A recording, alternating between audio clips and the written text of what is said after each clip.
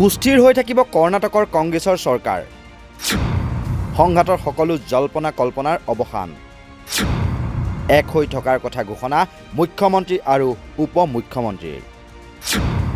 মুখ্যমন্ত্ৰী সিদ্ধৰামায়া আৰু ডিকে শিৱকুমাৰৰ ঐক্যবদ্ধ স্থিতি ঘোষণা দুয়োৰে মাজত কোনো সংঘাত নাই লক্ষ্য 2028ৰ নিৰ্বাচন তেওঁলোকৰ বিৰুদ্ধে প্ৰচাৰ হৈ থকা বাতৰিক ভিত্তিহীন বুলি ঘোষণা কৰ্ণাটকৰ কংগ্ৰেছ চৰকাৰৰ শীৰ্ষ নেতৃত্বৰ মাজত চলি থকা আভ্যন্তৰীণ সংঘাত আৰু বিভেদৰ বাতৰিক শনিবাৰে মুখ্যমন্ত্ৰী সিদ্ধৰামায়া আৰু উপ মুখ্যমন্ত্ৰী ডিকে শিৱকুমাৰে এক যুটীয়া সংবাদমেলৰ জৰিয়তে একেমুখে নৎসাত কৰে মুখ্যমন্ত্ৰী সিদ্ধৰামায়াক অপসাৰণ কৰি ডিকে শিৱকুমাৰক মুখ্যমন্ত্ৰী পতাৰ চৰ্চা চলি থকাৰ বাতৰি সংবাদ মাধ্যমত ব্যাপক হাৰত প্ৰচাৰ হৈ আহিছিল বিধানসভা নিৰ্বাচনৰ জয়ৰ পাছৰে পৰা দুয়ো নেতাৰ মাজত ক্ষমতাৰ ভাগ বতৰাক লৈ জল্পনা কল্পনা চলি আহিছিল যদিও কালি তেওঁলোকে ঐক্যবদ্ধ স্থিতি ঘোষণা কৰে সংবাদমেলৰ পূৰ্বে মুখ্যমন্ত্ৰীৰ বাসগৃহত দুয়ো নেতাই এক গুৰুত্বপূৰ্ণ আলোচনাত মিলিত হয় য'ত দলৰ হাইকমাণ্ডৰ প্ৰতিনিধিও উপস্থিত আছিল এই আলোচনাৰ পাছতে তেওঁলোকে একেলগে সংবাদ মাধ্যমৰ আগত থিয় দি কৰ্ণাটক কংগ্ৰেছ একত্ৰিত হৈ আছে বুলি বাৰ্তা প্ৰেৰণ কৰে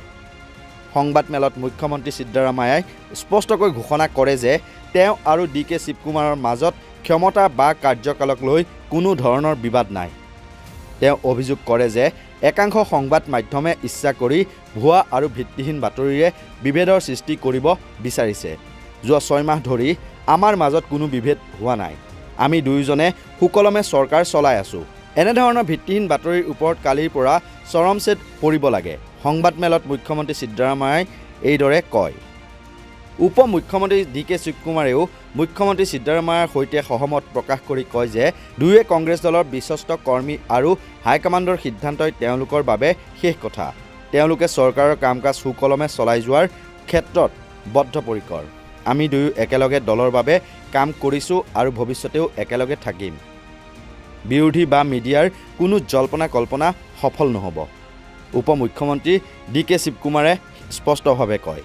সংবাদমেলত দুয়ে 2024 চনৰ লোকসভা নিৰ্বাচন আৰু আগন্তুক বিধানসভাৰ নিৰ্বাচনৰ ওপৰত গুৰুত্ব আৰোপ কৰে তেওঁলোকে কয় যে দলীয় ঐক্য বৰ্তাই ৰাখি উন্নয়নমূলক কাম-কাজৰ জৰিয়তে জনসাধাৰণৰ বিশ্বাস অক্ষুণ্ণ ৰখাটোৱেই তেওঁলোকৰ প্ৰাথমিক লক্ষ্য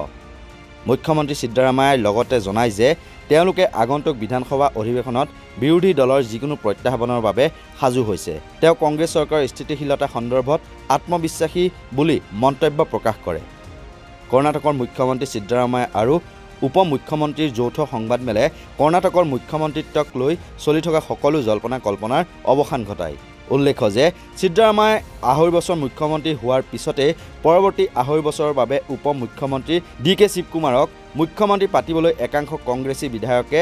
দিল্লীত বাহৰ পতা বুলি বাতৰি প্ৰচাৰ হৈছিল যাৰ বাবে সিদ্ধৰামায়া আৰু ডিকে শিৱকুমাৰৰ মাজত সংঘাত আৰু দূৰত্ব বৃদ্ধি পোৱা বুলিও চৰ্চা চলিছিল কিন্তু কালিৰ সংবাদমেলে এই সকলোবোৰ চৰ্চাৰ অৱসান ঘটালে news desk report North East নাও